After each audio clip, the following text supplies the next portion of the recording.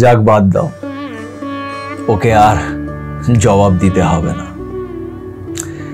সব কথার জবাব দিতে হবে না।